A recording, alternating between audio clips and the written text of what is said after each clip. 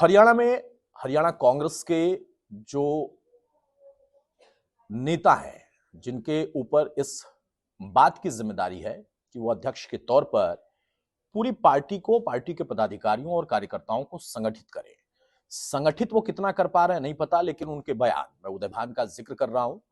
उदय भान के बयान के बाद से जो पार्टी के अंदर की स्थिति थी वो थोड़ी सी असहज दिखाई दी, क्योंकि सीधा आरोप लगने लगा कि अगर आप रमेश बिधूड़ी को लेकर प्रधानमंत्री को घेर सकते हो, बीजेपी को घेर सकते हो, वो भी तब जबकि खुद रक्षा मंत्री ने माफी मांग ली या फिर पार्टी की तरफ से उनको कारण बताओ नोटिस भी जारी कर दिया, तो वहां पर आपकी मंशा पर सवाल खड़ा होता है। अगर उदय भान सफाई देने के बाद भी ये कहते हैं और सफाई देते हुए भी उन्हीं शब्दों का इस्तेमाल करते हैं जिनको लेकर कहा जाता है कि सार्वजनिक जीवन में शायद आपको ऐसा शब्द इस्तेमाल नहीं करना चाहिए। गांव देहात में होता है, ये तर्क देकर अगर आप इसको स्टैब्लिश करने की या फिर सही साबित करने की कोशिश करेंगे तो आपका पद, आपका कद, जिसके लिए आपकी जिम्मेदारी और बढ़ जाती है, आप उसके साथ न्याय नहीं कर रहे। विप्लव देव ने इसीलिए कहा कि ना तो पार्टी ने कोई सफाई दी, पार्टी की तरफ से कोई स्पष्टीकरण आया। इससे साफ जाहिर होती है कि ये बयान उदय भान का अपना बयान सिर्फ नहीं है, बल्कि इस बयान के पीछे कांग्रेस पार्टी की सोच, उनकी मंशा भी दिखाई दे रही है। अब यहां पर उदय भान अपने बयान पर सफाई देने के बाद भी अगर इसी बात पर अड़े हुए हैं कि मैंने जो कहा वो सही कहा, सच कहा, तो शायद कल को यह मुद्दा बड़ा होगा, क्योंकि ना सिर्फ प्रधानमंत्री के निजी जीवन, बल्कि प्रदेश के मुख्यमंत्री मनोहर लाल खट्टर को लेकर भी उन्होंने व्यक्तिगत टिप्पणी की थी और बाद में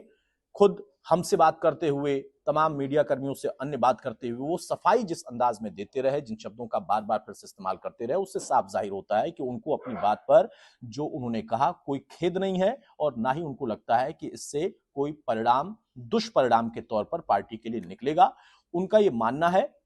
कि अगर सार्वजनिक जीवन में, गांव देहात में इन शब्दों का इस्तेमाल किया जाता है तो मैंने उसी शब्द का इस्तेमाल किया है, मैंने कुछ गलत नहीं कहा जिसके लिए मुझे सफाई देनी चाहिए। लेकिन बीजेपी फिर इसी पर काउंटर करती हो, चाहे विप्लव देव हो या फिर बीजेपी के तमाम प्रवक्ता, अलग अलग नेता, उन सब ने कहा कि यह पार्टी की मंशा को दिखाता है। अगर दीपेंद्र हुड्डा